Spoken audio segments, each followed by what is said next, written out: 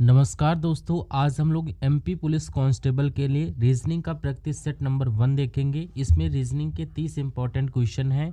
इस practice set में हम उन्हीं क्वेश्चंस को कवर करेंगे जिस टाइप के क्वेश्चन परीक्षाओं में पूछे जाते हैं। यहाँ पर जितने भी क्वेश्चन हैं सभी के सभी रीजनिंग के इंपॉर्टेंट चैप्टर के क्वेश्चन हैं जो बार बार परीक्षाओं में पूछे जाते हैं और रिपीट भी होते हैं। अगर आप इस वीडियो में नए भी हैं तब भी मैं आपको शॉर्टकट तरीके से सारे क्वेश्चंस को सॉल्व करना सिखाएंगे। स्टार्ट करते क्वेश्चन नंबर 1 से। हमें यहाँ पर पहला क्वेश्चन दिया गया है कि प्रश्न चिन्ह के स्थान पर कौन सा अक्षर आएगा। यहाँ पर हमारे पास एक पैटर्न है, पैटर्न में प्रश्नवाचक चिन्ह दिया गया है। यहाँ पर कौन सा लेटर आएगा ये आपको बताना है। ये प्रश्न एमपी अभिकारी एग्जाम 2025 में पूछा गया क्वेश्चन है। यहाँ पर लुप्त अक्षर है, ये बताना है कि यहाँ पर कौन सा अक्षर आएगा। तो ये अपना जब भी लुप्त पद वाले क्वेश्चन को सॉल्व करते हैं तो हम लोग सबसे पहले पैटर्न में देखते हैं कि प्रश्नवाचक चिन्ह दिया कहाँ पर है। तो यहाँ पर हमारे पास ये पैटर्न है और ये पैटर्न में प्रश्नवाचक चिन्ह यहाँ पर दिया गया है। जब भी आपको ऐसा पैटर्न मिले तो आपको क्या करके सॉल्व करना है। सबसे पहला तरीका, जो प्रश्नवाचक चिन्ह दिया है इसके आसपास के लेटर कैसे दिए हैं ये चेक करते हैं, क्योंकि आपको तरीका पता होना चाहिए। इसके आसपास यानी कि एस यहाँ पर कैसे लिखा है और ये आर कैसे लिखा है ये पता करेंगे।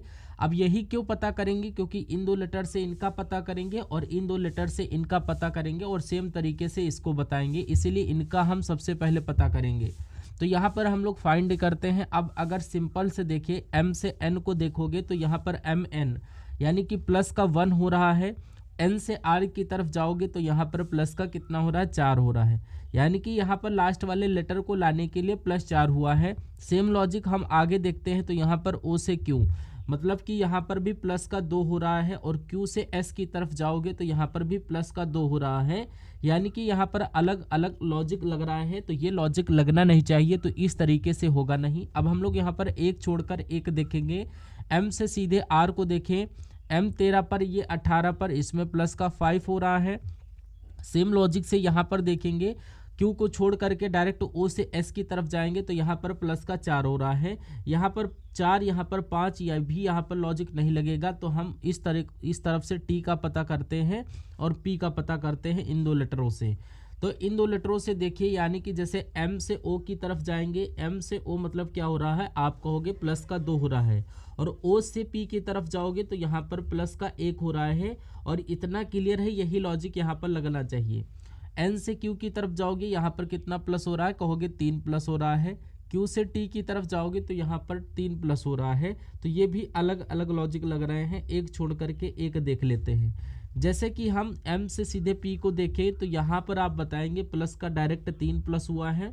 सेम लॉजिक यहाँ पर एन से सीधे टी की तरफ जाएंगे तो आप कहेंगे यहाँ पर प्लस का 6 हो रहा है। इसका मतलब ये भी अलग अलग लॉजिक है। तो हम क्या करेंगे, थोड़ा सा लॉजिक समझना है, क्योंकि ये पूछा गया क्वेश्चन है और ये आपका एप्टेक एग्जाम ले रही, तो उनके पैटर्न को समझना जरूरी है। अब यहाँ पर अगर हम लोग ध्यान से देखें तो यहाँ पर हमारे पास एन एम है और एम से इधर जाएंगे एन मिलेगा, यानी कि +1 एम एन। और एन से इधर आएंगे तो प्लस का 1, और एन ओ से इधर चलेंगे यानी कि ओ पी, और पी से इधर आएंगे तो पी क्यू, और उसके बाद क्यू से इधर आएंगे क्यू आर, और आर से इधर जाएंगे आर एस, और एस से इधर जाएंगे तो टी।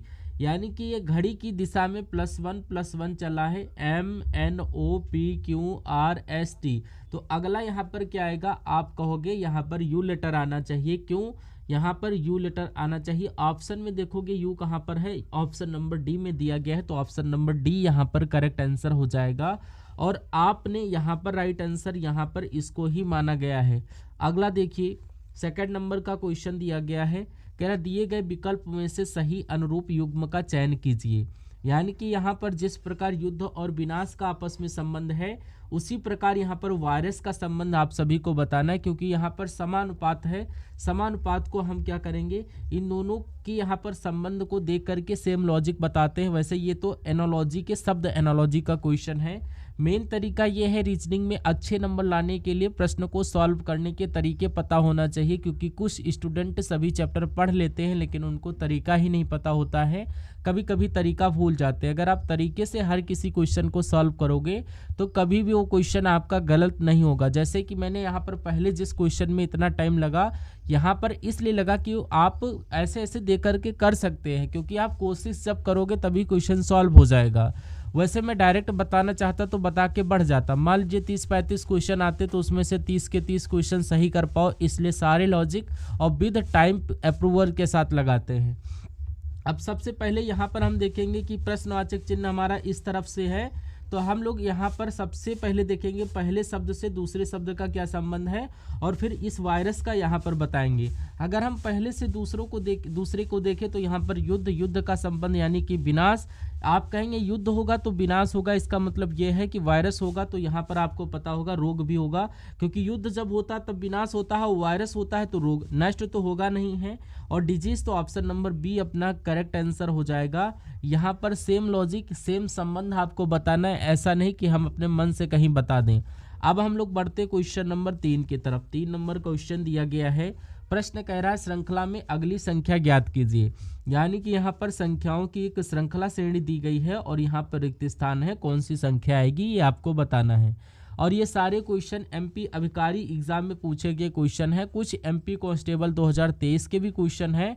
तो यहाँ पर मुझे ये बताना, क्योंकि ये आपका पहला प्रैक्टिस सेट थोड़ा सा इजी है, मैं आपको पैटर्न बताने के लिए करवा रहा हूँ, क्योंकि आपको पता जो एमपी पुलिस में रीजनिंग वगैरह मैथ वगैरह थोड़ी टफ आती है, और हाई लेवल का मैं आपको बताऊंगा जो आपके सीधे कम सरल वाले क्वेश्चन को आप आसानी से कर लोगे। तो आप बता देना कि अगले प्रैक्टिस सेट में थोड़ा सा कॉम्पिटिटिव लेवल यानी कि थोड़ा कठिन या पीवाईक्यू लेवल के क्वेश्चन लेकर आऊँ, कमेंट बॉक्स में बताना। सीरीज के क्वेश्चन को सॉल्व करने के लिए हम लोग संख्या को ध्यान से देखेंगे कि संख्या अचानक कहीं पर बढ़ तो नहीं रही है, या वर्ग घन तो नहीं लिखा गया है। तो यहाँ पर आप देखिए कैसी ये संख्या है, उस कंडीशन में आप अंतर देखेंगे तो 100% आप सभी का क्वेश्चन सही हो जाता है। हालांकि 90% क्वेश्चन अंतर से हो जाते, तो यहाँ पर अंतर देखेंगे। जैसे 31 से 38 की तरफ चलें तो यहाँ पर प्लस का 7 हुआ है। 38 से 45 को देखेंगे तो यहाँ पर भी प्लस का 7 हुआ है। 45 को 52 को देखोगे तो यहाँ पर भी प्लस का 7, और 52 से 59 को देखोगे तो यहाँ पर भी +7। तो पैटर्न अपना +7 है। तो अगली संख्या लाने के लिए हम इसमें भी +7 करेंगे। तो यहाँ पर 59 में +60 करोगे तो यहाँ पर 66 हो जाएगा। 66 ऑप्शन में ऑप्शन नंबर बी में दिया गया है, ऑप्शन नंबर बी अपना यहाँ पर करेक्ट आंसर हो जाएगा। अब कुछ स्टूडेंट कमेंट करके ये बताएंगे थोड़ा इजी क्वेश्चन आप लेकर आ रहे हैं। इजी तो है, अगर आपको 30 क्वेश्चन मिल रहे हैं करने को तो वहाँ पर 20 क्वेश्चन आपको सरल मिलेंगे, और जो भी क्वेश्चन होंगे वो आपके सेलेक्टेड होंगे, और बाकी के 10 क्वेश्चन आपके सभी के जो है थोड़ा टफ होंगे, और उसमें एक छोड़कर एक टफ, और इसमें आपका पेपर कठिन लगने लगता है और थोड़ा सा प्रेशर भी बन जाता है। क्वेश्चन नंबर 4 देखिए, प्रश्न कह रहा है यदि एक बी से लंबा है, सेकंड कह रहा है सी ए से छोटा है, थर्ड कह रहा है डी ई से लंबा है लेकिन बी से छोटा है, तो उनमें से कौन सबसे लंबा है। यानी कि कौन सबसे लंबा है ये आप सभी को बताना है। ये कौन से चैप्टर का क्वेश्चन आपके माइंड पे डायरेक्ट आना चाहिए, रैंकिंग का क्वेश्चन है। छोटा बड़ा इसका मतलब क्या है, आपको इतना पढ़ा मतलब पता होगा कि छोटा क्या होता है बड़ा क्या होता है। जैसे यहाँ पर मैंने 2 लाइन खींची ड्रा की, तो यहाँ पर ऐसे अगर लाइन खींच दी तो यहाँ पर एक लाइन ये हो गई, एक लाइन ये हो गई, तो आपको छोटी लाइन कौन सी दिखाई दे रही होगी, तो आप कहेंगे ये वाली, और बड़ी ये वाली। सिंपल सी बात है, बस ऐसा ही यहाँ पर है। यहाँ पर हम लोग क्या करेंगे, सबसे पहले प्रश्न कह रहा है यदि फर्स्ट ए बी से लंबा है, यानी कि ये है ए और ये है बी, और ए क्या है, ए बी से लंबा है, तो हम लोग सबसे पहले ए को खड़ा करेंगे। ठीक है, ये हमने ए को बना लिया, और ये जो है बी से लंबा है, इसका मतलब बी को हम छोटा बना लेंगे, यानी कि सिंपल सी बात है ये समझने के लिए। अब आगे दूसरा कह रहे हैं कि सी ए से छोटा है, जो सी है ये ए से छोटा है, तो यहाँ पर सी क्या है, सी यानी कि यहाँ पर सी कर दीजिए। सी ए से छोटा है मतलब कि ये यहाँ पर है, यानी कि जरूरी नहीं ये यहाँ पर बीच में भी हो सकता है, यानी कि ये बी से भी छोटा हो सकता है। मान लीजिए हम लोग सी को यहाँ पर बिठा देते हैं, तो ये जो संभावना है, यानी कि ये दोनों ये संभावना में है। आगे क्या कह रहा है कि थर्ड वाला डी ई से लंबा है लेकिन बी से छोटा है। डी ई से लंबा है लेकिन बी से छोटा है, बी से छोटा यानी कि डी नीचे आएगा, डी नीचे आएगा मतलब कि डी ई से लंबा है, तो ये ई से लंबा है लेकिन ई से छोटा, तो यानी कि ई यहाँ पर और इससे छोटा यानी कि इससे नीचे आ जाएगा। तो आगे यहाँ पर कह रहा है 20 से छोटा यानी कि 20 से छोटा दिख रहा है, तो ये अपनी संभावना हो गई यहाँ पर।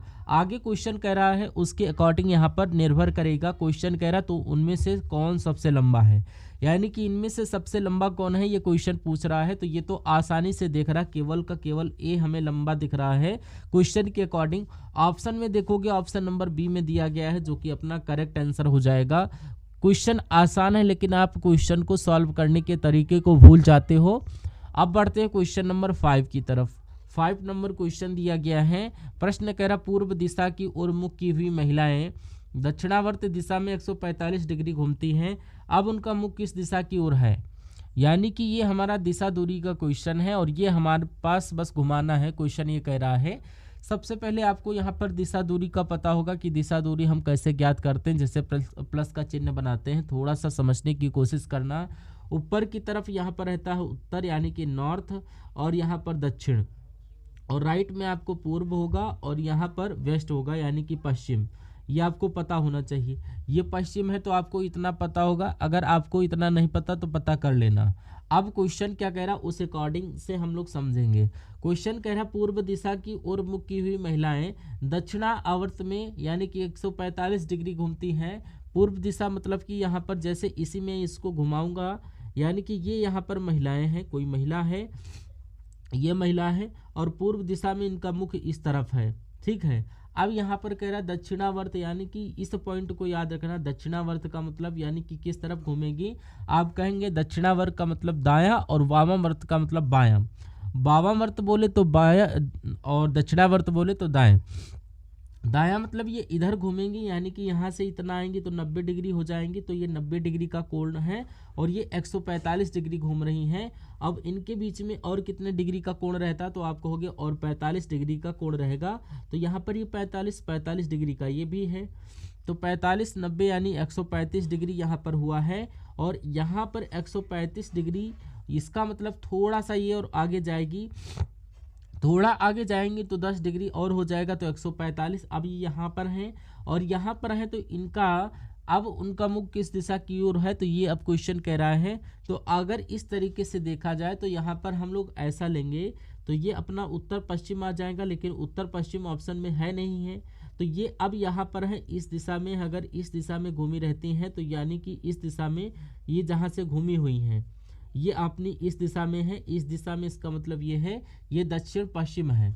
दक्षिण पश्चिम इसका राइट आंसर माना जाएगा, जो कि अपना option number D correct answer हो जाएगा। कौन सा? Option number D. अब बढ़ते हैं क्वेश्चन नंबर 6 की तरफ। 6 नंबर क्वेश्चन देखिए और राइट आंसर बताने की कोशिश करिए। क्वेश्चन कह रहा है यदि यहाँ पर 85-14 को हेड और 39-45 को राइट तथा 0-57 को वेक के रूप में क्रिएट किया जाए, क्रिम्ट किया गया हो, तो ग्रेड को किस रूप में क्रिएट यानी कि कूट लेखन किया जाएगा, ये क्वेश्चन पूछा जा रहा है। ये भी क्वेश्चन अभिकारी का ही क्वेश्चन है। आपको पता है कि यहाँ पर एफटेक एग्जाम करवा रही, तो एफटेक का पैटर्न भी पता होना चाहिए क्योंकि वो रिपीट करती है। अभिकारी का जो भी एग्जाम हुआ, जितने भी क्वेश्चन उसमें बने थे, उसके पहले जो सब ग्रुप के जो एग्जाम हुए थे उसी के क्वेश्चन रिपीट हो रहे थे, तो उसी टाइप के क्वेश्चन रिपीटेड भी रहते हैं, इसलिए पीवाईक्यू सॉल्व करना बहुत ज़रूरी है। तो आप कमेंट करके बता देना यहाँ पर पीवाईक्यूज करवाऊँ या फिर आपको इस सिलेबस के अकॉर्डिंग आपको एक नया प्रैक्टिस सेट, ज़बरदस्त मस्त वाला प्रैक्टिस सेट ला कर दूँ, ताकि आप सीधे एग्जाम में उस टाइप के क्वेश्चन को देखें। क्योंकि यहाँ पर थोड़ा सा लेवल बढ़ना चाहिए मेरे अकॉर्डिंग। ये लेवल कुछ भी नहीं है, यहाँ पर ये बहुत ही जी है, थोड़ा सा और अच्छा क्रिएट करना चाहिए लेवल, क्योंकि आपको पता है कि हम सोच नहीं सकते क्वेश्चन कैसा आ जाए, तो लेवल थोड़ा बढ़ाना है। लेवल बढ़ाने के लिए आप थोड़ा सा अगर कमेंट बॉक्स में अपना राय देंगे तो बहुत ही अच्छा रहेगा। और जो भी स्टूडेंट नए विजिट कर रहे हैं, अभी तक चैनल को सब्सक्राइब नहीं किया है, सो प्लीज़ चैनल को सब्सक्राइब करके रखिएगा, ताकि आपको नए जो भी सेशन प्रोवाइड किए जाए उन सभी को नोटिफिकेशन प्राप्त हो, आप उन सभी क्लासेस को वॉच कर सको। तो यहाँ पर सबसे पहले ये अपना कोडिंग डिकोडिंग का क्वेश्चन है। तो देखेंगे यहाँ पर ये संख्या का संबंध किससे है, इन लेटर से दिया गया है, और इन संख्या को इस लेटर से है, और इस संख्या को इन लेटर से दिया गया है। तो हमें इन लेटर का बताना है। अब हम सबसे पहले लेटर संख्याएं दी गई हैं, और इन लेटर संख्याओं को संख्या और लेटर में आपको पता है ABCD में कौन कितने नंबर पर आता है। यहाँ पर देखेंगे 8 और H दिया गया है। 8 और 8 नंबर पर H आता है, 5 नंबर पर E आता है तो E भी दिया गया है, 1 नंबर पर A आता है तो A भी आता है, और 4 नंबर पर D आता है तो ये भी दिया गया है। ये क्लियर है। अब यहाँ पर 3 और R, क्या 3 नंबर पर R आता है? नहीं आता है। ये 18 नंबर पर आता है। 9 नंबर पर I आता है, 4 नंबर पर D आता है और 5 नंबर पर E आता है। इतना क्लियर होगा। और एक डाउट है, यहाँ पर 0 और यहाँ पर B, 0 नंबर पर B आता है, ऐसा कुछ भी नहीं है। 5 नंबर पर E आता है तो ये तो सही है। 7 नंबर पर G आता तो ये भी सही है। तो हमें यहाँ पर दो लेटर मिसप्रिंट रहे जो मिल रहे हैं, तो हमें यहाँ पर R को 3 मानना पड़ेगा और B को 0 मानना पड़ेगा। बस इतना सा है, बाकी इनकी नंबरिंग कर लेंगे। जैसे यहाँ पर G का हमें बताना, G कितने नंबर पर आता है? 7 नंबर पर आता है। उसके बाद R हमारा कितने नंबर पर आता है? वैसे 18 नंबर पर आता है, लेकिन इसका कहना है 3, तो यहाँ पर इसको हम 3 मान लेंगे। ऑप्शन में देखोगे 73, ऑप्शन नंबर डी में दिया भी गया है। ए कितने नंबर पर आता है? 1 नंबर पर। डी आपका 4 नंबर पर आता है। ई आपका 5 नंबर पर आता है। इतना क्लियर होगा। अगर आपको इतना समझ में आ गया, बस थोड़ा कंफ्यूज किया क्वेश्चन, यानी कि 3 और इसके क्वेश्चन के चक्कर में आप क्वेश्चन को छोड़ भी सकते थे, लेकिन आपको प्रैक्टिस करना है। 73 145 ऑप्शन नंबर डी में दिया गया, जो कि अपना करेक्ट आंसर हो जाएगा। अब बढ़ते क्वेश्चन नंबर 7 की तरफ। 7 नंबर क्वेश्चन दिया गया है। प्रश्न कह रहा है, यदि 8 फरवरी 2020 को बुधवार है तो 12 फरवरी को कौन सा दिन होगा? यहाँ पर कह रहा है यदि 8 फरवरी 2020 को बुधवार है तो 12 फरवरी को कौन सा दिन होगा, ये क्वेश्चन पूछा जा रहा है। बहुत आसान क्वेश्चन है, चुटपुटा क्वेश्चन है। अब ये मत कहना कि आप यहाँ पर 8 फरवरी 2020 को बुधवार है तो ये है भी कि नहीं है, इसका कूट वगैरह करके पता करें। इतना करने की ज़रूरत नहीं। इसने बोला है 12 फरवरी को, इसका मतलब है क्या है? जैसे कि यहाँ पर 8 फरवरी को इनका कहना है, 8 फरवरी को कि यहाँ पर 2020 को बुधवार है। यहाँ पर इनका कह रहा है 8 फरवरी को बुधवार है, ये क्वेश्चन कह रहा है। अब 8 फरवरी को बुधवार है और 12 फरवरी को कौन सा होगा, ये हम आपको बताना है। तो 12 फरवरी यहाँ पर लिख देते हैं। 12 फरवरी को बताने के लिए हमको सिंपल से 3 जोड़ लेना है। यहाँ पर कितने का अंतर है? 4 दिन बढ़ाया गया है। 4 दिन बढ़ा तो इसमें 4 दिन बढ़ाएंगे, तो यहाँ पर बुधवार के बाद क्या आ जाएगा? गुरुवार आ जाएगा, फिर शुक्रवार आ जाएगा, फिर यहाँ पर आपका शनिवार आ जाएगा, और यहाँ पर शनिवार, और चौथा हमारा रविवार। कौन सा? रविवार आ जाएगा। तो यहाँ पर 4 दिन बढ़ाए तो हमारे पास रविवार आया है, तो 12 फरवरी को रविवार होगा। रविवार ऑप्शन सी में दिया गया है, तो ऑप्शन नंबर सी अपना सैटरडे संडे, यानी कि option number C correct answer हो जाएगा। सिंपल सा क्वेश्चन है। अब बढ़ते क्वेश्चन नंबर 8 की तरफ। 8 नंबर क्वेश्चन दिया गया। क्वेश्चन कह रहा है, निम्नलिखित प्रश्न में कुछ अक्षरों का समूह दिया गया है, जिनमें से एक को छोड़कर सभी में समानता है, जबकि एक भिन्न है, विषम को चुनिए। यानी आपको पता है, जैसे कि पिछली बार जो आपका अधिकारी का एग्जाम, जिसमें कैलेंडर से 3 से 4 क्वेश्चन हर शिफ्ट में देखने को मिलेंगे थे, तो अभी ऐसा है कि एमपी पुलिस में आपको कैलेंडर के क्वेश्चन देखने को मिलेंगे, तो थोड़ा सा अच्छे से प्रैक्टिस मेंटेन कर लेना है। अब यहाँ पर हमें क्या करना, जैसे कि 4 ऑप्शन दिए गए हैं लेटर के, और इनमें से 3 किसी न किसी प्रकार से समान है, एक अलग है, तो उसका हमें चयन करना है। अब क्यू जेड एच टी सारे के सारे व्यंजन हैं, तो हम ऐसे तो बता नहीं सकते हैं, तो फिर क्या करना, आसान है, इनको संख्याओं में बदल लो। जैसे कि क्यू 17 नंबर पर आता है, और जेड कितने नंबर पर आता है? 26 नंबर पर आता है, और एच 8 नंबर पर आता है, और टी 20 नंबर पर आता है। ये हमने इनको संख्याओं में बदल लिया। अब संख्याओं को देखिए, इनमें से कोई अलग दिख रही तो आप कहोगे हाँ जी अलग दिख रहा है। यहाँ पर 17 हमें अलग दिख रहा है, क्यों? क्योंकि यहाँ पर आप कहोगे ये अपनी अभाज्य संख्या और विषम संख्या, बाकी ये सारी सम संख्याएं हैं, ये भी सम, ये भी सम, केवल अभाज्य और विषम संख्या ऑप्शन नंबर 17, तो ये तीनों से अलग हो रही, तो ऑप्शन नंबर ए अपना यहाँ पर करेक्ट आंसर हो जाएगा। बस हमें एक तरीका चेंज करना था। अब बढ़ते क्वेश्चन नंबर 9 की तरफ। 9 नंबर क्वेश्चन दिया गया है। अब आपको पता है, यानी कि बैठक व्यवस्था के क्वेश्चन 2 से 3 पूछे ही जाते हैं, और इन सारे क्वेश्चंस को स्टूडेंट काफ़ी छोड़ भी देते हैं, आपको छोड़ना नहीं है। क्वेश्चन को सॉल्व करने का तरीका सीख लीजिए बस। क्वेश्चन कह रहा 5 लड़कियां एक पंक्ति में बैठी हैं, 5 लड़कियां एक पंक्ति में बैठी हैं, तो इसका मतलब ये कि मैं पंक्ति बनाता हूँ, पंक्ति मतलब सीधी लाइन रहेगी, और 5 लड़कियां, तो 1 2 ये लड़कियां ऐसे बन गई, ये तीसरी हो जाएगी, और ये चौथी, और ये पांचवी। 5 लड़कियां इस पंक्ति में बैठ जाएंगी, और इसका बायां बी फॉर बायां हो जाता है और डी फॉर दायां इधर हो जाएगा। दायां बायां मैंने ये बना दिया। अब क्वेश्चन कह रहा है कि नेहा सुधा आरती के बगल में नहीं है, और यानी कि जो नेहा है सुधा है आरती के बगल में नहीं है, इसको छोड़ो और आगे बढ़ो। इसको छोड़ते हैं, आगे की लाइन को पढ़ते हैं। बगल में नहीं है, अनुराधा सुधा के बगल में नहीं है, नेहा ममता के बगल में है। नेहा जी ममता के बगल में है, इतना पॉइंट हमें समझ में आ रहा है कि ममता के बगल में नेहा है। अब ममता पंक्ति के बीच में है, ममता जो है पंक्ति में बीच में इसका मतलब ममता यहाँ पर हो जाएंगी। ममता का हम यहाँ पर एम लेंगे, समझ लीजिएगा। ममता पंक्ति के बीच में है तो इसका मतलब दो इधर ये बीच में हो जाएंगे। इतना पॉइंट हमें क्लियर हो गया। अब इनका कहना था नेहा ममता के बगल में है, और नेहा को हम यहाँ पर बिठा सकते हैं, जो कि यहाँ इधर भी बिठा सकते हैं इधर भी। तो मान लीजिए हम इनको इधर बिठाएंगे। नेहा ममता के बगल में है। अब कह रहा है नेहा सुधा आरती के बगल में नहीं है। नेहा जो है ये सुधा और आरती के बगल में नहीं है, तो यहाँ पर नेहा जो है ये सुधा और आरती के बगल में नहीं है। इसका मतलब क्या है कि सुधा और आरती के बगल में नहीं, तो अनुराधा के बगल में होंगी अनुराधा। तो यहाँ पर ए फॉर अनुराधा करूँगा तो ये आपका अनुराधा हो गया, अनुराधा। अब देखिए, अब आगे अनुराधा सुधा के बगल में नहीं है। जब अनुराधा सुधा के बगल में नहीं है तो इसका मतलब सुधा इधर होंगी, और सुधा और आरती बची हैं, तो सुधा और आरती को हम यहाँ पर बिठाते हैं।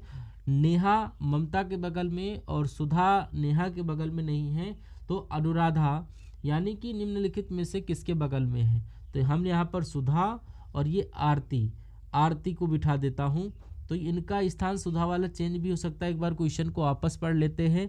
प्रश्न क्या कह रहा है कि नेहा सुधा और आरती के बगल में नहीं है।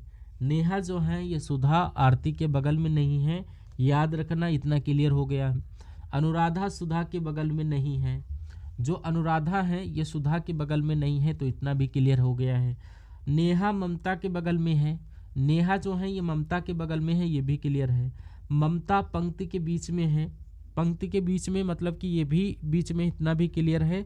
तो अनुराधा निम्नलिखित में से किसके बगल में है? जो अनुराधा है ये किसके बगल में है, ये क्वेश्चन पूछ रहा है। जो अनुराधा है ये किनके बगल में है, क्वेश्चन पूछ रहा है। तो यहाँ पर ये नेहा है और अनुराधा किसके बगल में, क्वेश्चन पूछ रहा है। तो ये नेहा के बगल में है, नेहा के बगल में, तो नेहा ऑप्शन नंबर डी में मिल जाएगा, और ऑप्शन नंबर डी अपना यहाँ पर करेक्ट आंसर हो जाएगा। ठीक है, ये क्वेश्चन अपना अभिकारी 2025 एग्जाम का क्वेश्चन है। अब देखिए यहाँ पर 10 नंबर क्वेश्चन दिया गया। क्वेश्चन कह रहा है कि 5 मित्र जो हैं, थोड़ा सा समझने की कोशिश करना, पंक्ति वाला ही क्वेश्चन है। क्वेश्चन कह रहा 5 मित्र PQRST एक बेंच पर एक पंक्ति में बैठे हैं। Q अंतिम बाएं छोर पर बैठा है, P अंतिम दाएं छोर पर बैठा है, T Q के ठीक दाएं बैठा है, और R P के ठीक बाएं ओर बैठा है, T के ठीक दाएं ओर कौन बैठा है, ये हमें क्वेश्चन पूछ रहा है। सिंपल सा क्वेश्चन है। सबसे पहले ये भी पंक्ति में बैठा है, तो हमें पंक्ति बनाना है। जैसे कि हम यहाँ पर पंक्ति बनाते हैं, 5 लोग हैं तो ये पंक्ति बनाएंगे। तो यहाँ पर ये आपकी 1 2 3 4 5, तो वापस से हम लोग 5 यानी कि TQRS यानी एक एक पंक्ति में बैठे, इतना क्लियर है। अब Q अंतिम बाएं छोर पर बैठा है। जो Q है ये अंतिम बाएं छोर पर बैठा है, तो बायां इधर मानेंगे। तो यहाँ पर ये B फॉर बायां हो जाएगा और D फॉर दायां हो जाएगा। Q जो अंतिम बाएं छोर पर बैठा है, इसका मतलब यहाँ पर ये बैठ जाएगा।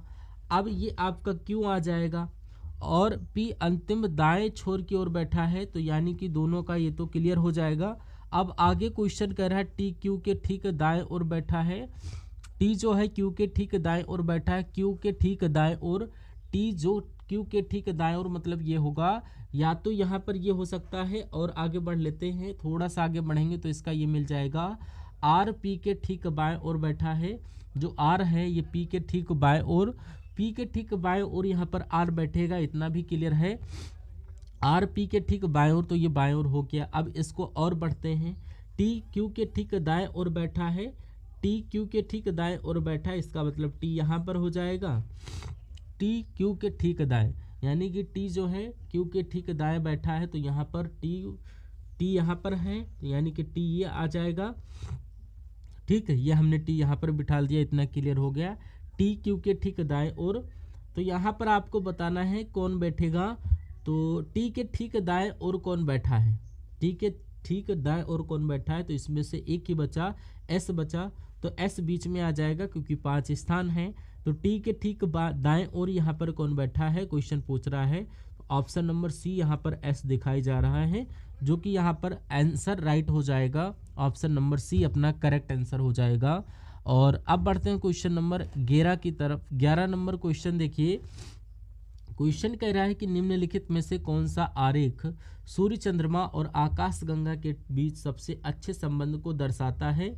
अब ये अपना वेन डायग्राम का क्वेश्चन है और एमपी पुलिस 2023 में पूछा गया क्वेश्चन है, क्योंकि एमपी पुलिस 2023 में वेन डायग्राम के 2 से 3 क्वेश्चन पूछे जा रहे थे, इसलिए एमपी पुलिस 2023 के भी क्वेश्चन उठा करके लाए हैं। क्योंकि आपको कमेंट बॉक्स में बताना है कि आपको पीवाईक्यू लेना है या नए प्रैक्टिस सेट के हाईफाई क्वेश्चन चाहिए, कमेंट बॉक्स में ज़रूर बता दीजिएगा। क्योंकि यहाँ पर रीजनिंग जो आएगी वहाँ पर सारे के सारे अच्छे अच्छे क्वेश्चन ऐड करवाएं। लगभग 30 तारीख से एग्ज़ाम आपके स्टार्ट हो जाएंगे, यानी कि 10% अगर आपको करवा देते हैं तो इतने तरीके से यहाँ पर एक दिन में दो प्रैक्टिस सेट करवाएंगे, तो वहाँ पर आपको क्वेश्चन जरूर मिल जाएंगे। लेटर चेंज, संख्या चेंज और शब्द, बाकी तरीका सेम इट इज़ यही लगेगा जिस तरीके से मैं आपको सॉल्व करवा रहा हूँ। यहाँ पर आपको सूर्य, चंद्रमा और आकाश गंगा का वेन डायग्राम बनाना है, बताना है कैसा बनेगा। तो आपको जब भी वेन डायग्राम का क्वेश्चन सॉल्व करना हो तो एक एक शब्द का डायग्राम बनाइए। मान लीजिए सबसे पहले हम यहाँ पर सूर्य का बना लेते हैं, तो ये हमने क्या किया, सूर्य का डायग्राम बना लिया है।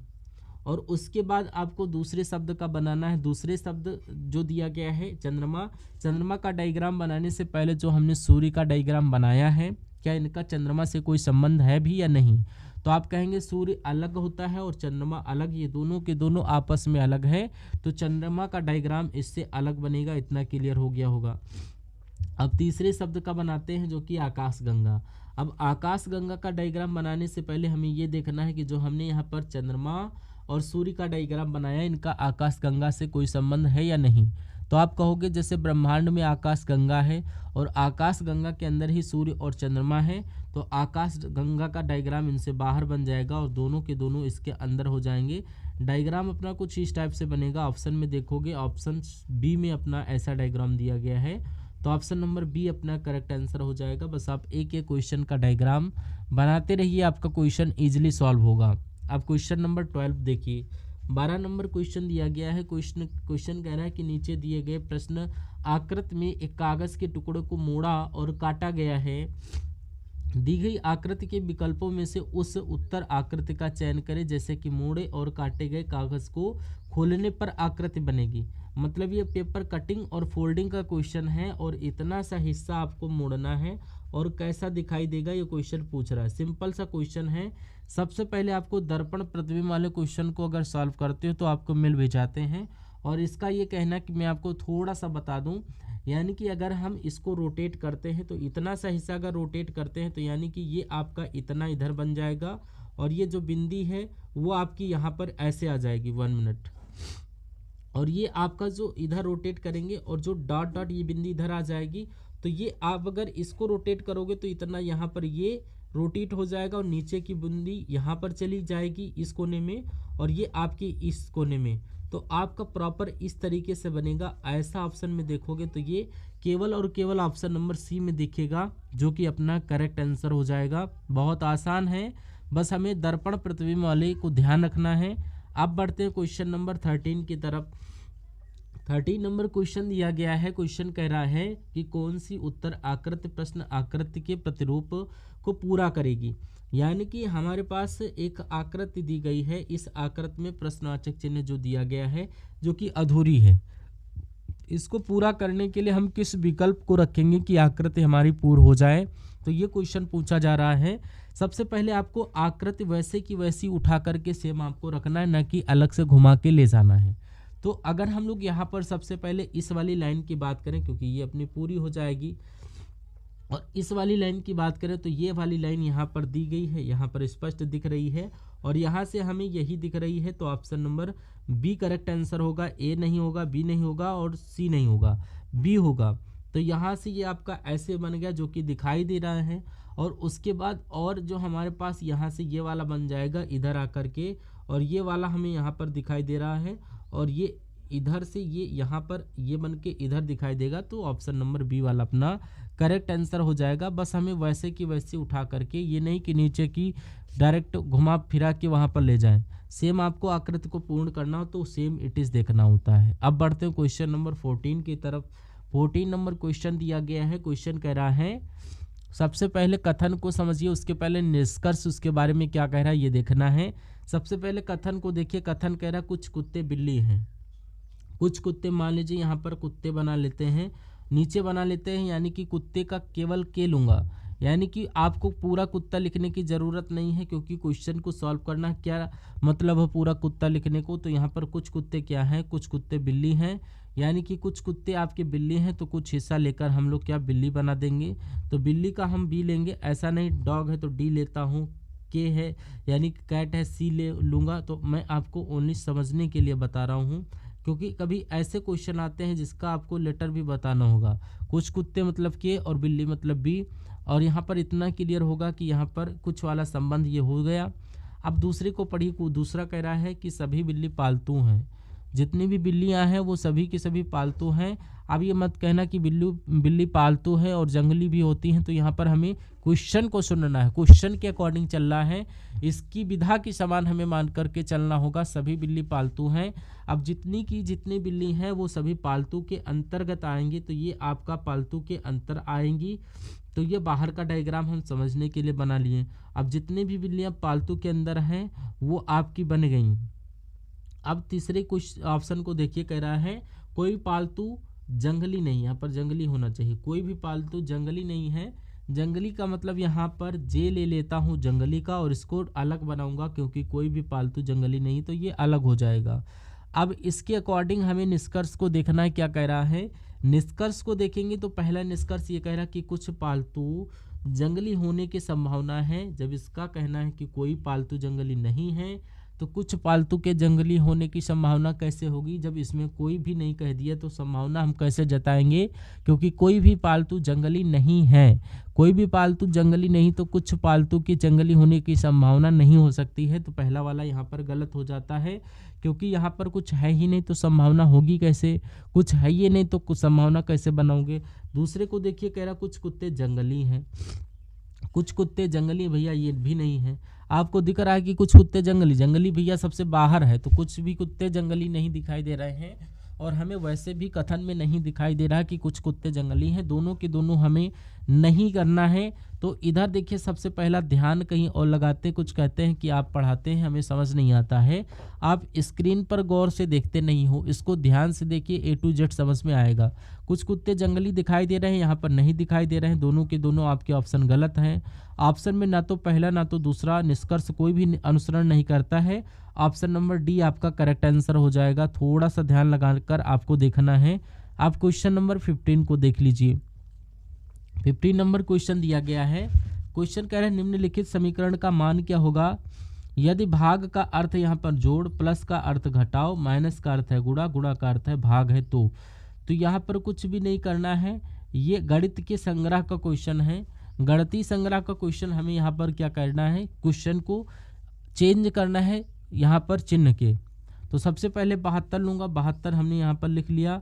और यहाँ पर गुणे का चिन्ह है, गुणे का अर्थ यहाँ पर बोला भाग, क्या है यहाँ पर भाग का चिन्ह लगाएंगे। और अगली संख्या 9 को लिखेंगे। और यहाँ पर माइनस है, और माइनस का अर्थ इसमें बोला गुणा है, तो यहाँ पर अगला गुणे का चिन्ह लगाएंगे और 3 को लिखेंगे। और अगला भाग यानी कि भाग का अर्थ यहाँ पर जोड़ कहा है, तो हम इसको जोड़ लगाएंगे। अगली संख्या 8 लिखेंगे।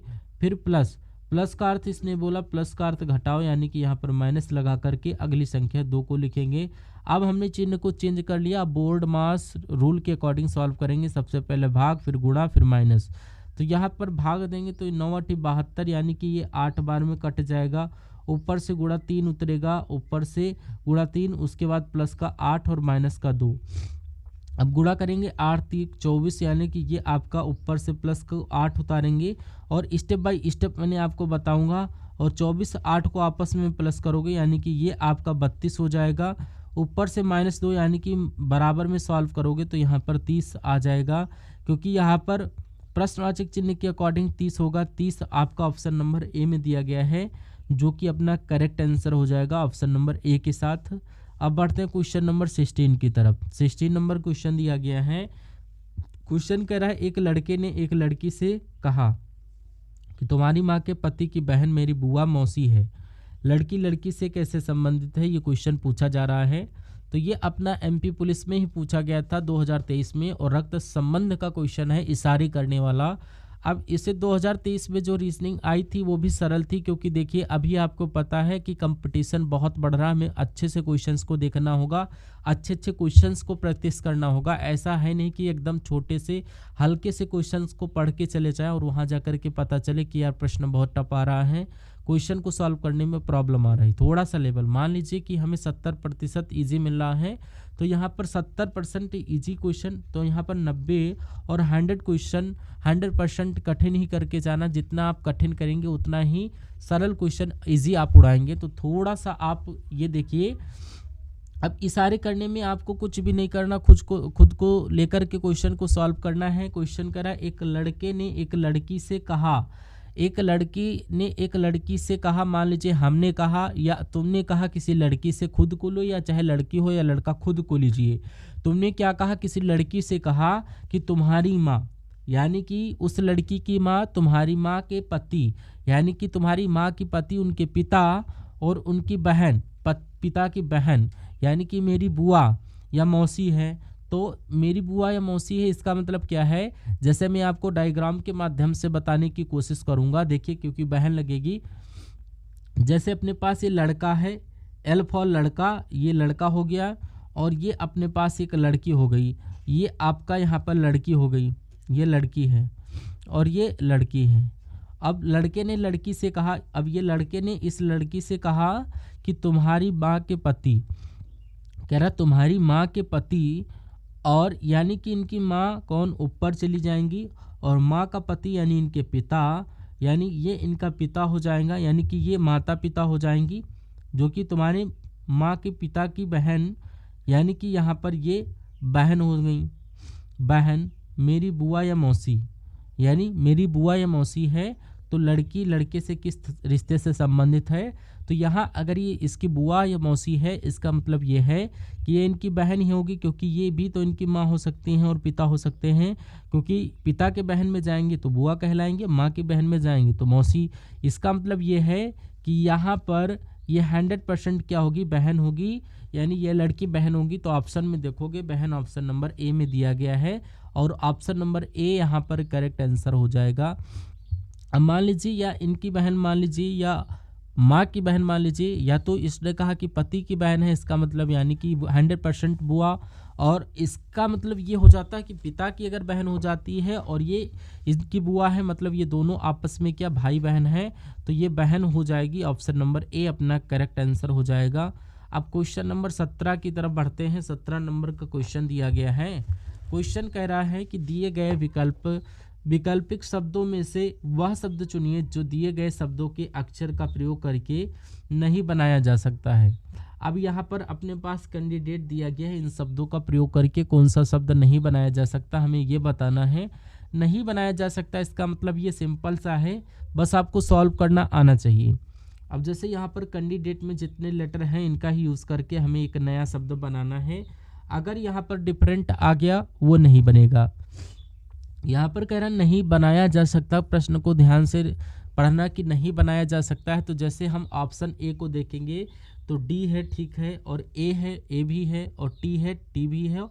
तो ये आपका बनना है, क्योंकि यहाँ से वो यूज़ करके सिंपल सा बना रहा है। बाकियों को देखेंगे तो यहाँ पर सी है तो सी भी है, और ए है तो ए भी है, एन है तो एन भी है, डी है तो डी है, और आई भी है, और डी डबल डी, यानी कि ये भी बन रहा है। अब इसको देख लीजिए, यानी कि डी यहाँ पर दिया गया है तो ई भी दिया गया है, और ए और एन ये भी बन रहा है। अब हम लोग देखेंगे सी और डी को अब चेक करते हैं। टी तो टी भी दिया गया है, ई भी दिया गया है, ए भी दिया गया है, एम नहीं इसमें है, एम नहीं दिया गया इसमें है। तो यहाँ पर ये नहीं बनाया जा सकता है, क्योंकि m से हम m को नहीं लेंगे क्योंकि कैंडिडेट में m है नहीं, तो ये बनाया नहीं जा सकता। तो यही अपना option number D correct answer हो जाएगा। फिर से आपने यानी कि इसको देखते ही क्वेश्चन को सॉल्व कर लिया होगा, लेकिन मुझे आपको तरीका बताना ज़रूरी था, क्योंकि अगर मैं आपको ये नहीं बताता तो कैसे सॉल्व कर देते, क्योंकि काफ़ी सारे स्टूडेंट नए विजिट कर रहे होंगे। अब क्वेश्चन नंबर 18 को देखिए। मान लीजिए आपको आता भी होगा, कुछ स्टूडेंट ऐसे भी होंगे अगर नहीं आता, क्योंकि यहाँ पर मैंने ये भी बोला कि नए हैं तब भी आपको सिखाऊंगा। तो क्वेश्चन यहाँ पर कह रहा है कि नीचे दी गई सारणी में पहली पंक्ति में अंग्रेजी वर्णमाला के बड़े अक्षर और दूसरी पंक्ति में प्रतीक दिए गए हैं। प्रतीक और अक्षर एक दूसरे के कोड दिए गए अक्षरों के लिए सही कोड का चयन करिए। यानी कि एक दूसरे के जो भी हैं कोड दिए गए हैं, तो ये अपने पास ये क्वेश्चन कहने का मतलब जैसे कि ये ए है और ए का कोड प्लस हो जाएगा, सी का कोड माइनस हो जाएगा, ई का कोड भाग हो जाएगा और जी का कोड गुणा, ये एक दूसरे के कोड हैं। यानी ये क्वेश्चन कह रहा है, तो हमें यहाँ पर बताना है कि पैरेट को क्या लिखेंगे कोड के माध्यम से, ये आपको बताना है। यानी कि पी का हमें बताना, पी का ब्रैकेट दिया गया है, पी यहाँ पर दिया गया है और पी का ये वाला चिन्ह है, तो हम आपको यहाँ पर पी की जगह पर ये वाला चिन्ह बनाएंगे और ये केवल हमें ऑप्शन नंबर डी में दिख भी रहा है। ए का प्लस चिन्ह दिया गया तो प्लस हम बनाएंगे, जो ए का प्लस हो गया है जो कि यहाँ पर दिया गया है। अब यहाँ पर आर को देखोगे, आर की जगह पर यहाँ पर डॉलर है। इन सभी क्वेश्चंस को देखोगे तो यहाँ पर नहीं लगा हुआ है, डबल आर की जगह पर, यानी कि डबल डॉलर होना चाहिए। क्या डबल डॉलर होना चाहिए? डबल डॉलर अगर आप देखोगे तो डॉलर अपने पास यहाँ पर डबल है, ये हमने बना भी दिया है, ठीक है। तो यहाँ पर ओ का अगर निकालेंगे तो ओ का कौन सा चिन्ह है? ये वाला है। उसके बाद टी का अगर देखा जाए तो टी का यहाँ पर देखेंगे, टी की जगह पर डबल, यानी कि यहाँ पर ये क्वेश्चन मार्क वाले विस्मयादिबोधक चिन्ह है।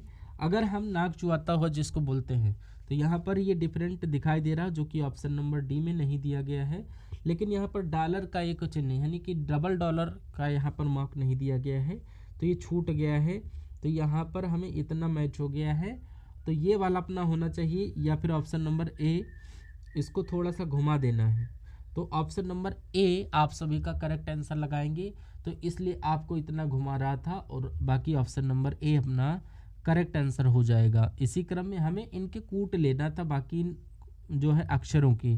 क्वेश्चन नंबर 19 को देखिए, कह रहा है उस विकल्प का चयन करिए जो तीसरी आकृति से उसी प्रकार संबंधित है जिस प्रकार दूसरी आकृति पहली आकृति से संबंधित है। मतलब ये जो दूसरी आकृति है ये पहली आकृति से संबंधित है, ये हमें बताना है कि तीसरी आकृति चौथे से कैसे संबंधित होगी। मतलब ये एनालॉजी का भी क्वेश्चन है, लेकिन आकृति एनालॉजी का क्वेश्चन है। जिस प्रकार से एप्पल का संबंध इन लेटरों से है उसी प्रकार बॉल का बताना है।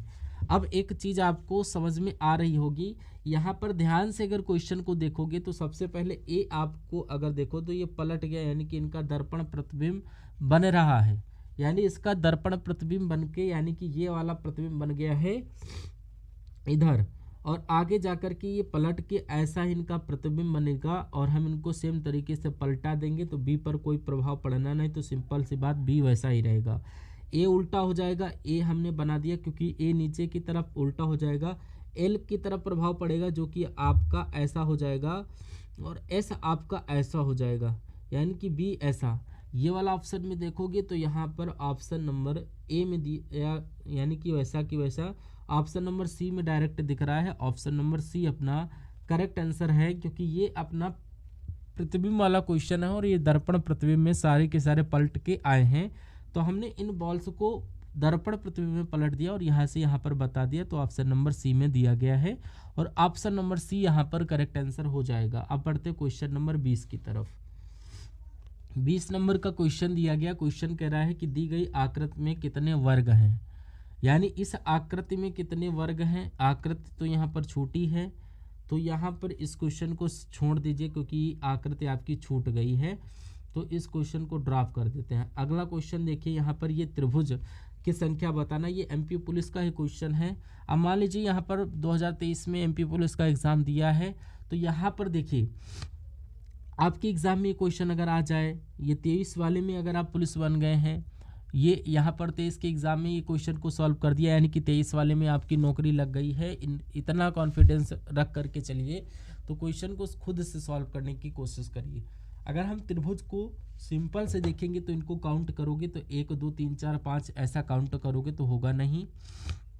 अब सिंपल से इनको बनता हुआ देखेंगे तो ये का आपका इधर बन जाएगा ये, और एक यहाँ से बना ये 2 के बाद ये 3, और ये यहाँ पर बना 4, और ये यहाँ पर 5। ये यहाँ पर 4 स्पष्ट रूप से दिख रहे हैं, 4 तो स्पष्ट रूप से दिख रहे हैं 4, और एक छोटा सा ये अपना बन जाएगा। तो ये हो गया, एक को हमने लिख लिया। अब हमें 5 दिख रहे हैं, ठीक है, 5 मैंने आपको बताया था, तो इनको जोड़ेंगे 5 हो जाएगा। तो ये लाइन आपका इनसे क्या बनना है, वैसे तो ये स्पष्ट रूप से तो बन नहीं रहा है, लेकिन ये आपका यहाँ से बन सकता है। कहाँ से? यहाँ से ये वाला बन सकता है। अगर हम इसको ले तो ये वाला बन सकता है, ये वाला। तो ये आपका एक बन गया, तो एक यहाँ पर एक और एक, यानी कि 6। तो यहाँ पर एग्ज़ाम वाले ने यहाँ पर 7 आंसर सही माना था, 7 आंसर सही माना था। तो आप क्या इसको भी बना दोगे? 7 कैसे माना था आप कहोगे कैसे? यानी कि एक तो इसने ये क्या, यानी इस लाइन को पूरी यहाँ से ये ले लिया था, ठीक है, इस लाइन को पूरी ले लिया, यहाँ से यहाँ तक ये टच किया था। साफ बना देता हूँ कि ये लाइन पूरी आ रही थी, पूरी आई, और यहाँ से ये वाली बन गई, तो ये यहाँ पर बन गया, और इसमें से एक बड़ा वाला ये वाला बना दिया। तो यहाँ पर 5 और 2, इसने ये 7 मान लिया। तो ऐसे में फिर भी एक यहाँ पर भी हो रहा था ये वाला, तो यहाँ पर टोटल 8 होना चाहिए। कितना होना चाहिए? 4 उधर और 1 और 2 और 1, यानी कि 8। ऑप्शन में यहाँ पर 7 एग्जामिनर ने माना था। 7 कैसे माना था एक बार मैं आपको बता दूँ। एक तो हमने यहाँ पर स्पष्ट रूप से इसको बना लिया था, और ये 7 कैसे माना था, एक तो स्पष्ट रूप से इतना बनाया छोटा वाला, तो ये आपका 6, और 7वां कौन सा दिखाई दे रहा? आप कहोगे 7वां हमें कोई नहीं दिखाई दे रहा। तो हमें इसमें जब दिखाई नहीं दे रहा तो इसका मतलब किसको मान लिया है? तो आपको थोड़ा सा वापस से गिन के बताऊंगा, कंफ्यूज नहीं होना है। सिंपल सी बात है, मैं लाल कलर में बनाऊंगा एक, तो ये आपका हो जाएगा। ऐसा मत दिमाग लगाना कि पीछे से भी ऐसा बनेगा। तो ये एक अपना ये हो गया। दूसरे को देखेंगे तो दूसरा अपना ये वाला हो जाएगा, इतना क्लियर हो गया, 2 अपने हो गए। तीसरे को देखेंगे, तीसरा अपना यहाँ से ये वाला बन रहा है। ध्यान से देखना, बस समझ लेना एक बार, क्योंकि गलतियाँ हो जाती। 3 हो गए। 3 के बाद एक हमें ये दिखाई दे रहा, तो ये अपने 4 हो गए, ठीक है, 4 हो गए। और एक और कलर चेंज करके मैं आपको बता देता हूँ, ठीक है। और 4 के बाद एक छोटा सा ये बनेगा, तो ये 5 हो जाएगा। तो 5 हमने स्पष्ट रूप से देख लिया, इतना तो क्लियर हो गया, ये 5। अब यहाँ पर 7 कैसे सही होंगे, क्योंकि एग्जाम ने 7 सही माना था। तो एक तो ये छोटा सा स्पष्ट होगा कि ये कि यहाँ से ये बन जाएगा, तो ये 1 बन जाएगा, ठीक है, 1 ये बन गया। और एक अपना यहाँ से छोटा सा बन रहा है, छोटा सा ये वाला, तो 2 ये बन गए, ठीक है, 5 2, तो यहाँ पर प्लस करेंगे, 5 2 7 हो जाएंगे। क्या आपको अभी कहीं से दिखाई दे रहा छोटा सा? नहीं दिखाई दे रहा। और इनका कोई चांस ही नहीं बनने का, कोई चांस नहीं, तो ये बनेंगे ही नहीं। तो ये वाले 7 ऐसे देखा, कुछ स्टूडेंट यहाँ पर ये पीछे से आया होगा, ये 2 जोड़ देते हैं, तो ये करके 7 लगाए, लेकिन ठीक है। लेकिन एग्जैक्ट बताना तो ये छोटा सा जो आपको दिख रहा है ये, और एक आपका ये, तो इसलिए ऑप्शन नंबर बी अपना करेक्ट हो जाएगा। और 7 एग्जामिनर ने माना भी और सही भी है, option number B correct answer हो जाएगा। इसलिए गिनने के तरीके भी आपको आना चाहिए, थोड़ा सा देखना भी चाहिए, क्योंकि आप क्वेश्चंस को भूल भी जाते हैं। अब क्वेश्चन नंबर 22 को देखिए। 22 नंबर का क्वेश्चन दिया गया। क्वेश्चन कह रहा है एक निश्चित कूट भाषा में यहाँ पर इलेक्ट्रॉनिक को यहाँ पर FDUSID लिखा जाता है, तो उसी कूट भाषा में नेशनल को किस प्रकार लिखा जाएगा? नेशनल को किस प्रकार लिखा जाएगा, क्वेश्चन पूछ रहा है। ये कोडिंग और डिकोडिंग का क्वेश्चन है। हमें यहाँ पर ये देखना है कि इन लेटरों से ये लेटर कैसे बने हैं, और सेम तरीके से हम यहाँ पर भी बनाएंगे। अब यहाँ पर लेटर से लेटर का कोड दिया गया है, मतलब यहाँ पर प्लस माइनस हो जाएगा या विपरीत हो जाएगा, तो प्लस माइनस करके देख लेते हैं। जैसे ई से एफ की तरफ जाएंगे, ई से एफ मतलब यहाँ पर प्लस का 1 है, और एल से एम यानी कि प्लस का 1 है, और ई से एफ प्लस 1 है, सी से डी प्लस 1 है, और टी से ये आपका प्लस 1, और आर से एस, और आई से आई, और सी से डी प्लस 1। अब आपको यहाँ पर आई से आई दिया गया, मतलब आई से जे देना था, लेकिन यहाँ पर मिस्टेक है, लेकिन सभी में +1 हो रहा है। अब n में क्या करेंगे, +1 करेंगे तो n में +1 करेंगे o आएगा, a में प्लस करेंगे a के बाद b आ जाएगा, o भी ऑप्शन में दिख भी रहा होगा। t में +1 करोगे तो tu, उसके बाद ये आपका i में +1 करोगे तो i में +1 करोगे तो ij, o में +1 करोगे तो o, क्या ऑप्शन में दिख रहा है,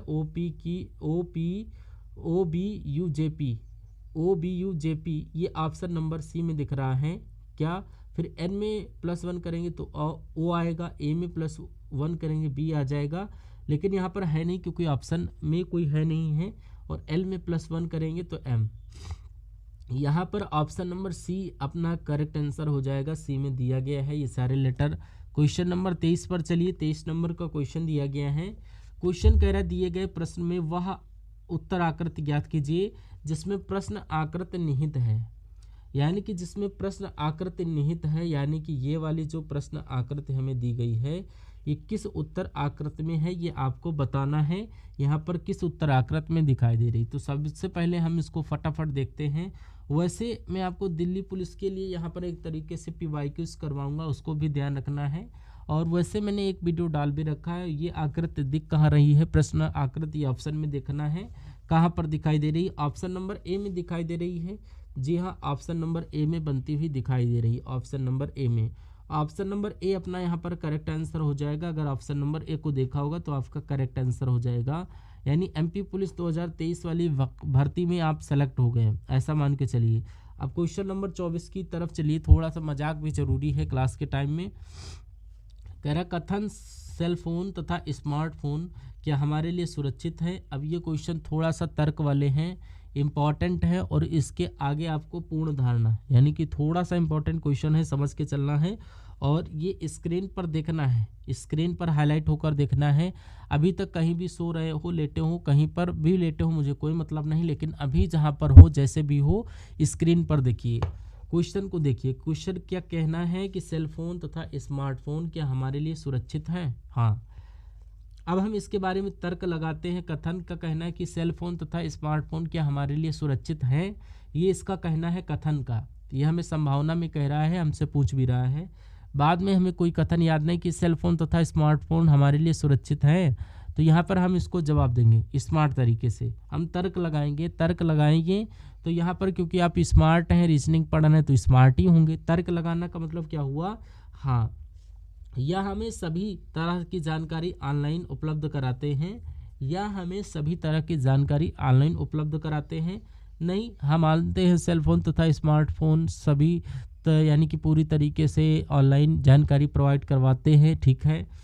अभी रुकिए, यहाँ पर देखिए, अब दूसरे कथन को देखिए। दूसरा कथन कह रहा नहीं, यह पूरी तरह सुरक्षित नहीं है क्योंकि साइबर हैकिंग का पूरा तरह से समाधान अभी तक नहीं मिल पाया है। जी हाँ, तो यहाँ पर हाँ, अब स्मार्ट तरीका यहाँ पर हम लोग अपनाएंगे कि सेल फोन तथा स्मार्टफोन हमारे लिए सुरक्षित है। तो पहला वाला तर्क ये कह रहा है कि हाँ, हमें सभी तरह की जानकारी ऑनलाइन उपलब्ध कराते हैं, सभी तरह की जानकारी आपको ऑनलाइन उपलब्ध मिलेंगी। आप कहेंगे हाँ, हमें मिल जाएगी, क्योंकि आजकल आप रील देखने वाले हो, स्मार्टफोन चला रहे हो, तो एकदम इंस्टा वगैरह चलाते तो आप बोलेंगे हाँ, मिलती तो है, हम तो सर्च करते, गूगल करते हैं, चैट GPT, आसानी से सभी प्रकार की जानकारियाँ मिल जाती हैं। नहीं मिलती है। हम इसको पूरी तरीके से नहीं लेंगे, पूरी यहाँ पर क्या, क्योंकि सभी तरह से नहीं होगा। आप कहेंगे सभी तरह की जानकारी ऑनलाइन उपलब्ध नहीं करा सकता है ये, इसीलिए ये वाला गलत हो जाएगा। हम स्मार्ट तरीका लगा रहे हैं। दूसरे को देखें, नहीं, ये पूरी तरीके से सुरक्षित नहीं है। हाँ भाई, ये पूरी तरीके से सुरक्षित नहीं है, हाँ भाई सुरक्षित है लेकिन पूरी तरीके से नहीं है। तो ये बात इसकी सही है, क्योंकि साइबर हैकिंग का पूरा तरीके से समाधान अभी नहीं मिला है। तो साइबर हैकिंग का समाधान मिल रहा है लेकिन पूरी तरीके से नहीं मिल रहा है। तो स्मार्ट तरीका हमारा ये है कि दूसरा वाला तर्क एकदम सटीक बैठ जाएगा, और इसका ना ही पूरी तरीके से साइबर समाधान का कोई सल्यूशन मिला है, इसीलिए दूसरा वाला सही है। केवल मजबूत कौन सा दूसरा है, तो ऑप्शन नंबर बी अपना करेक्ट आंसर हो जाएगा। तो यहाँ पर इसको बोलते हैं स्मार्ट स्ट्रेटजी से ये स्मार्ट तरीके से सोचने को बोलते हैं। और 25 नंबर क्वेश्चन, 25 से 30 नंबर से सारे क्वेश्चन आपको होमवर्क के लिए दूंगा कि आप सभी को क्या कुछ समझ में आया। ये पूर्ण अवधारणा के क्वेश्चन है, सोच समझ के करना होगा। और 26 नंबर क्वेश्चन मैंने अभी करवाया कि प्रश्नवाचक चिन्ह के स्थान पर कौन सा नंबर आएगा, ये क्वेश्चन देखना है। 27 नंबर में दर्पण वाला क्वेश्चन है, दर्पण वाले क्वेश्चन में सही दर्पण प्रतिबिंब का चुनाव करना है आप सभी को। ये सारे के सारे क्वेश्चन के आंसर हमें कमेंट बॉक्स में चाहिए।